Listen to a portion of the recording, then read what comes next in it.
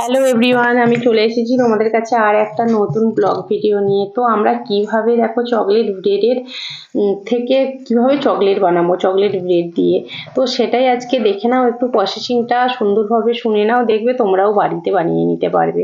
তো আমি প্রথমেই যেটা করব, এই চকলেট ব্রেডটাকে একটু সুন্দরভাবে ম্যাশ করে নেবো। তো যেই জিনিসগুলো আমি ভিডিওতে অ্যাড করতে পারি না, অবশ্যই তোমাদেরকে বলে দেবো, সেটা তোমরা অবশ্যই সুন্দরভাবে শুনে নেবে আর বাড়িতে ট্রাই করবে। বাড়ির মতো সুন্দর কিন্তু কোনোদিন দোকানে পাওয়া যায় না, দোকানে ভীষণ আনহাইজিনিক হয়। তো বাড়িতে অবশ্যই তোমরা বানিয়ে বাচ্চাদেরকে খাওয়াও, সেটা বাচ্চারা সুস্থও থাকবে এবং দেখবে আমরা সুন্দরভাবে খেয়ে সেটা তৃপ্তিও পাই। তো আমার ব্রেডটা প্রায় ম্যাশ করা হয়ে চলে এসেছে।